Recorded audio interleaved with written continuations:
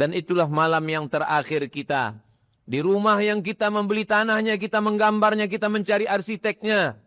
Rumah yang kita idam-idamkan, yang kita tunggu-tunggu selesai supaya cepat pindah. Rupanya itulah malam terakhir. Sedetik setelah napas berhembus terakhir, jantung tidak lagi berdenyut dan berdetak.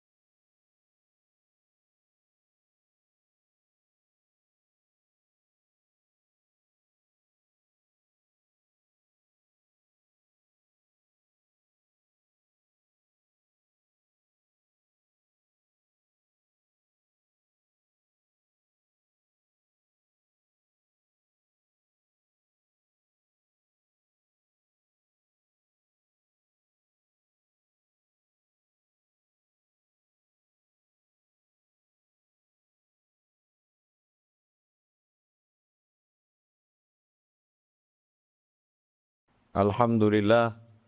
Wassalatu wassalamu ala rasulillah Sayyidina wa maulana Muhammad ibn Abdullah wa ala alihi wa sahbihi wa man tabi'ahu wa mawalah. Ashhadu an la ilaha illallah wahdahu la syarika lah wa ashhadu anna Sayyidina Muhammadan abduhu wa rasuluhu la nabiyya ba'dah. Allahumma salli ala Sayyidina Muhammadin an-nabiyil ummi wa ala alihi wa sahbihi wa barik wa sallim. Qala Allah Ta'ala fil Qur'anil Azim wa huwa asdaqul qailin. A'udzu billahi minasy syaithanir rajim. Ya ayyuhalladzina amanu taqullaha haqqa tuqatih wa la tamutunna illa wa antum muslimun. Wa qala ta'ala fi ayatin ukhra. Ya ayyuhalladzina amanu taqullaha wa qulu qawlan sadida.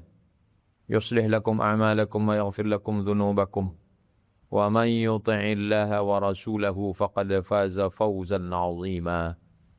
Ibadallah, usikum wa nafsi bi taqwallahi wa ta'atihi faqad fazal muttaqun. Hadirin jamaah Jumat yang dimuliakan Allah Subhanahu wa taala.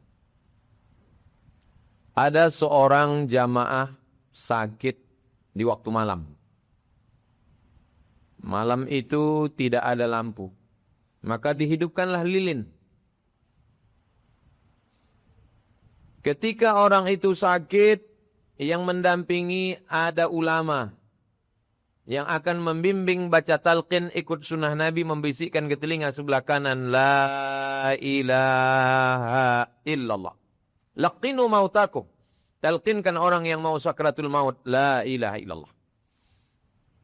Pada saat hembusan nafas yang terakhir, yang keluar dari mulutnya adalah La ilaha illallah. Maka begitu dia meninggal dunia, ulama yang membimbing talqin itu menghembus lilin sehingga lilin mati dan ruangan pun menjadi gelap. Sanak keluarga masyarakat yang hadir marah. Kenapa lilin dimatikan? Ini orang sedang ramai, ruangan menjadi gelap. Maka ulama menjawab, tadi lilin ini ada pemiliknya. Tadi lilin ini hidup menyala, ada pemiliknya. Pemiliknya itulah dia orang yang sakratul maut tadi. Begitu dia menghembuskan nafas yang terakhir, maka lilin ini sudah berpindah tangan kepada ahli waris. Pemilik lilin ini adalah istrinya. Pemilik lilin ini adalah anak laki-lakinya. Dan pemilik lilin ini adalah anak perempuannya. Dan mereka belum tentu setuju lilin ini kita hidupkan. Itulah mengapa aku menghembus lilin ini mati supaya kita tidak memakai barang haram. Karena memakai barang yang pemiliknya tidak izin berarti haram. Semua yang hadir terdiam.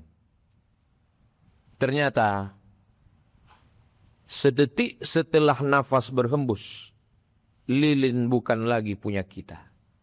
Surat tanah kita sudah menjadi milik ahli waris. Surat rumah, STNK BPKB, akte notaris, cincin gelang emas, tabungan, semua sudah berpindah tangan. Dan itulah malam yang terakhir kita. Di rumah yang kita membeli tanahnya, kita menggambarnya, kita mencari arsiteknya. Rumah yang kita idam-idamkan, yang kita tunggu-tunggu selesai supaya cepat pindah. Rupanya itulah malam terakhir. Sedetik setelah napas berhembus terakhir, jantung tidak lagi berdenyut dan berdetak. Kalau jantung sudah tidak berdenyut, maka darah membeku. Kalau darah membeku, maka tidak ada oksigen yang naik ke otak. Maka darah kalau sudah membeku, dia pun akan membusuk. Kawan, sahabat, handai tolan, anak, menantu, semua datang. Mereka melaksanakan sholat jenazah. Setelah itu mereka pun memasukkan kita ke liang lahat. Setelah itu mereka tutup. Mereka timbun, mereka injak, mereka pun pulang ke rumah masing-masing. Proses yang pertama terjadi adalah kaku. Siku-siku, semua tulang-tulang tidak lagi bisa dibengkokkan. Itulah kenapa orang yang meninggal dunia langsung tangannya dibuat bersedekap. Karena kalau sudah sekian jam yang pertama terjadi adalah kaku seperti kayu. Tangan, leher, kaki tak dapat lagi bergerak karena darah sudah membeku. Proses yang kedua adalah pembengkakan. Karena di dalam badan ada gas. Maka ketika itu mulailah membengkak. Itulah kenapa bangkai ikan hiu yang ada di tengah laut tidak boleh disentuh karena dia akan meledak. Maka manusia yang ada di dalam tanah, wajahnya membengkak. Kulit kepalanya mulai membengkak. Usus mulai keluar bakteri-bakteri, kuman-kuman. Lalu kemudian membengkak. Setelah kaku kemudian membengkak. Setelah membengkak kemudian memecah. Maka kulit kepala yang dipakai dengan sampo, sabun, pagi, petang, siang, malam, mandi, bersih. Kulit kepala mulai mengelupas. Kuku-kuku yang selama ini dibawa ke tempat untuk membersihkan khusus kuku bagi orang-orang yang banyak uang dan harta. Kuku mulai lepas dari ujung-ujung jari. Karena kulit mulai mengelupas. Perut mulai menggelembung. Usus-usus membengkak. Lalu kemudian perut pun pecah. Pori-pori membesar. Lalu kemudian kulit mengelupas. Warnanya warna hitam lebam. Lalu kemudian cacing, belatung, ular, kalajengking berdatangan. Kita hanyalah setumpuk daging busuk yang akan menjadi santapan satingcana. Mana orang kaya, mana pejabat, mana yang ganteng, mana rakyat jelata. Sama di hadapan Allah subhanahu wa ta'ala. Lalu pada akhirnya Semua makhluk yang ada di dalam tanah, yang menjijikkan, yang tidak pernah tersengat matahari, yang tidak bermata, tidak bertelinga, tidak bertangan, tidak berkaki. Mereka lah yang menikmati jasad manusia yang selalu dipoles, dimanjakan, dijaga, dipelihara, dimandikan, dibersihkan. Pada akhirnya ia hanyalah menjadi santapan cacing, ular, ulat, belatung. Berubah tulang belulang, rambut dan tulang lama. Sesuai dengan kadar tanah. Ada tanah bebatuan, ada tanah gambut, ada tanah kapur. Pada akhirnya kita hilang. Cerita tinggal kenangan semata. Kalau pernah kita membawa anak ke masjid, lalu kemudian di tengah petang sangat matahari tenggelam, nampak ufuk merah di sebelah barat. Dia ingat setiap maghrib ayah membawa. Dia pun dengan meleleh air mata dia datang ke masjid. Di saat itulah datang setetes dua tetes aliran pahala dari anak yang soleh. Kalau pernah kita bangunkan dia jagakan, kita bawa dia ke masjid untuk beriktikaf. Di tengah malam dia terbangun, terjaga, mau ke toilet. Lalu kemudian dia ingat. Dia sempatkan untuk berwudu, sholat tahajud. Dengan meleleh air mata dia berkata, mengadu kepada Allah. Rabbil firli wali walidayya. Warhamhuma kama rabbayani shaghira. Kalau sempat di tengah kesibukan itu kita ajarkan alif bata. Surat-surat pendek. Sempat memanggil anak untuk mendengarkan setoran amma yatasaalun. Sempat untuk mendengarkan dia membaca Yasin wal Qur'anil Hakim. Saat tiba hari Jumat, sempat dia buka Al-Quran. Dia kirim Yasin. Dia baca Qul Huwallah 3 kali. Al-Falaq sekali. An-Nas sekali. Al-Fatihah sekali. Pangkal Al-Baqarah sampai wa ulaika humul muflihun. Ayat kursi. Ujung Al-Baqarah 3 ayat. Lillahi ma fis samawati wa ma fil ard. Dia hadiahkan bacaan untuk almarhumah ibu, almarhum ayah. Itulah yang sampai ke kita. Kalau sempat dia belikan 2-3 sak semen, batu bata, batu kerikil, kosen pintu, kipas angin, kubah masjid, pembebasan tanah semeter 2 meter. Itulah yang akan mengalir hari Jumat, subuh, zuhur, maghrib, isya, Idul Fitri, Idul Adha, Tarawih, witir. Bertadarus orang. Itulah yang mengalir. Adapun rumah yang kita bangun, sebesar apapun dia, keramiknya impor, arsiteknya datang dari jauh, rumah sudah berpindah tangan ke milik orang lain. Istri hanya menunggu 4 bulan 10 hari. Walladzina yatawaffawna minkum wa yadharuna azwajan yatarabbasna bi anfusihinna 4 ashhur wa 'ashra. Mereka yang suaminya meninggal, maka dia hanya menunggu 4 bulan 10 hari. Setelah itu pun dia akan dipinang oleh orang lain. Orang lain akan naik ke rumah. Akan naik. Semua ditinggalkan. Cerita yang lama hilang, muncul cerita baru. Hal ata'alal insani hinum minad dahri lam yakun syai'am madhkura. Pada awalnya manusia ini bukan apa-apa dan bukan siapa-siapa. Singgah sejenak di atas muka bumi. Hidup 20 tahun, 30 tahun, 40 tahun. Kata Nabi bainas sittina wa sab'in. Antara 60 tahun, 70 tahun. Itulah umur umat Nabi Muhammad SAW. 34 tahun, 50 tahun setelah itu. Rumah kita menjadi milik orang lain. Kendaraan kita menjadi milik orang lain. Berpindah-pindah tangan. Yang kekal abadi. Ma'akal tafa'afnaita yang dulu dimakan busuk. Wa malabista fa'ablaita yang dipakai lapu. Wa matasaddaqta fa'amdaita yang pernah disedekahkan, yang pernah diwakafkan. Hanya itu sajalah yang menjadi bekal untuk hari esok. Yasma'ul mayyita salasun. Yang mengiringi mayat ada 3. Maluhu, hartanya, mobilnya, sepeda motornya, kainnya, ikut mengiring. Tapi kemudian mereka akan bawa itu pulang sebagai ahli waris, akan membagi-baginya. Ahluhu, istri, anak, cucu, menantu. Datang mereka beramai-ramai.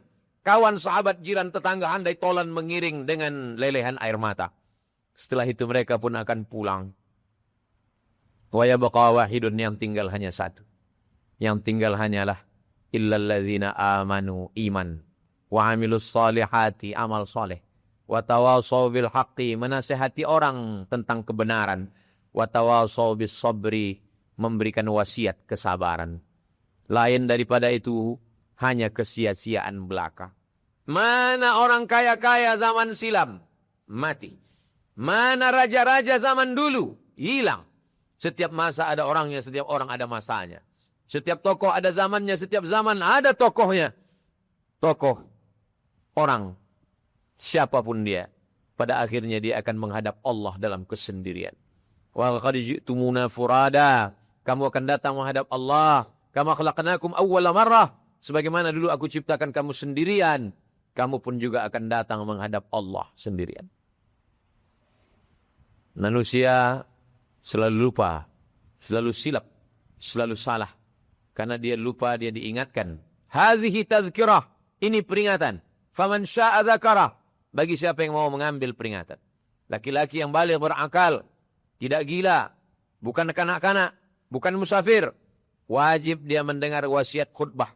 Satu kali khatib menyampaikan, ittaqullah, takutlah kepada Allah subhanahu wa ta'ala.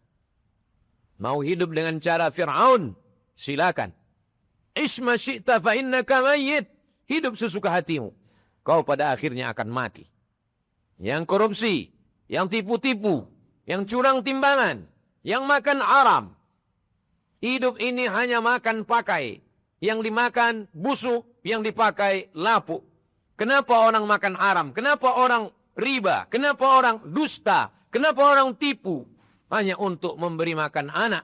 Anak sudah makan menantu. Sudah menantu cucu. Tidak akan pernah cukup. Pada akhirnya ketika kita mati, anak cucu menantu pun tak pernah ingat dengan kita. Betapa sedihnya nasib manusia. Kalau pernah sempat mulut berzikir, subhanallah wa bihamdihi subhanallahil azim. Kalimatani, dua kalimat. Khafifatani ala lisan, ringan di lisan. Thaqilatani fil mizan, berat pada timbangan mizan hari kiamat. Habibatani ila rahman, disukai Allah. Subhanallah wa bihamdihi subhanallahil azim. Kalau sempat mulut mengucapkan la ilaha illallah, afdalu dzikri, seafdal zikir, la ilaha illallah. Itulah yang memudahkan sakratul maut. Iqra'ul Qur'an, baca Al-Qur'an, fa innahu yati yaumal qiyamah. Quran akan datang pada hari kiamat, syafi'an li ashabih, memberikan syafaat pada orang-orang yang membacanya. Orang-orang yang sudah mati, kulitnya sudah melepuh, dagingnya sudah membusuk, perutnya sudah menggelembung. Pada saat itu, mereka ditanya Allah subhanahu wa ta'ala, maukah kamu hidup lagi, wahai mayat-mayat, jenazah-jenazah? Mereka menjawab, laula akhartani ila ajalin qarib. Hidupkan kami walaupun sebentar. Hidupkan kami walaupun sedetik. Hidupkan kami walaupun sekejap, ya Allah. Fa'as-saddaqa. Kalau engkau beri kami kesempatan hidup sekali lagi, kami mau bersedekah, ya Allah. Di antara sekian puluh ribu amal, mereka memilih satu amal yang paling utama. Fa'as-saddaqa. Kami ingin bersedekah, ya Allah. Apa kata mereka ketika melihat azab? Rabbana absarna. Mata kami sudah melihat azab. Wa sami'na. Telinga kami sudah mendengar azab. Farji'na. Balikkan lagi kami ke dunia, ya Allah. Na'mal salihah. Kami ingin beramal salih. Tapi apalah daya. Hidup sekali, buatlah hidup berarti. Hidup sekali lagi, tanggung jawab menanti. Inna sam'a, pendengaran. Wal basar, penglihatan. Wal fu'ad, hati dan pikiran. Kullu ulaika kana anhu mas'ula. Semua akan disoal. Semua akan ditanya. Semua akan diminta tanggung jawab di hadapan Allah subhanahu wa ta'ala. Mana Fir'aun yang hebat? Mati. Mana Qarun yang kaya raya? Mati. Mana Abu Lahab yang mendustakan Nabi? Semuanya pada akhirnya mati. Kita pun juga akan mati menghadap Allah. Kita mau mati menjadi orang baik atau mau tidak baik. Fa'alhamaha fujuraha wa taqwaha. Allah memberikan kita dua jalan. Jalan fujur, jalan jahat. Wa taqwaha, jalan baik. Qad aflaha man zakkaha. Beruntunglah orang yang mensucikan hatinya, memilih jalan yang benar. Qad khaba man dassaha. Sia-sialah orang yang mengotori dirinya dengan yang haram. Lalu dia kemudian memilih jalan yang tidak baik. Barakallahu li wa lakum fil Qur'anil azim. ونفعني وإياكم بما فيه من الآيات والذكر الحكيم وتقبل مني ومنكم تلاوته إنه هو الغفور الرحيم.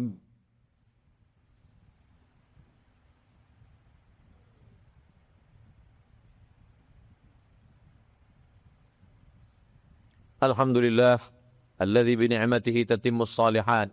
Wassalatu wassalamu ala sayyidis sadat wa ala alihi wa ashabihi ahli al-fadaili wal karamat. Asyhadu an la ilaha illallah wahdahu la syarika lah wa asyhadu anna sayyidana Muhammadan abduhu wa rasuluh wa safiyuhu min khalqihi wa khaliluh. Addal amanah wa ballagha ar-risalah wa nasaha lil ummah wa tarakana 'ala al-mahajjatil bayda lailuha kanahariha la yazighu anha illa halik.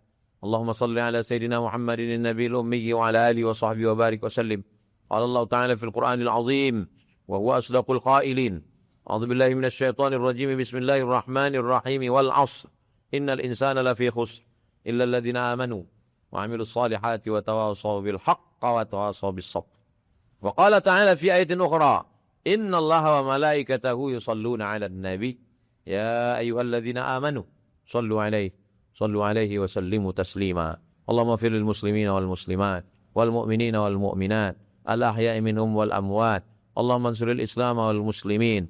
اللهم انصر إخواننا المجاهدين المستضعفين في فلسطين وفي روهينيا وفي كل مكان وفي الهند من كل مكان وفي كل مكان من مشارق الأرض إلى مغاربها. اللهم دمر أعداءك أعداء الدين. اللهم شتت شملهم وفرق جمعهم واجعل كيدهم في نحورهم يا رب العالمين. اللهم اجعل هذا البلد بلدا آمنا. اللهم دفع عنا الغلاء والوباء والفحشاء والربا والزنا والمنكر والسيوف المختلفة والشدائد والمحن ما ظهر منها وما بطن من بلدنا هذا إندونيسيا خاصة ومن بلدان المسلمين عامة. عباد الله، أوصيكم ونفسي بتقوى الله وطاعته فقد فاز المتقون. إن الله يأمر بالعدل والإحسان وإيتاء ذي القربى وينهى عن الفحشاء والمنكر والبغي يعظكم لعلكم تذكرون. فاذكروا الله العظيم يذكركم واسألوه من فضله يعطكم ولذكر الله أكبر والله يعلم ما تصنعون. أقم الصلاة.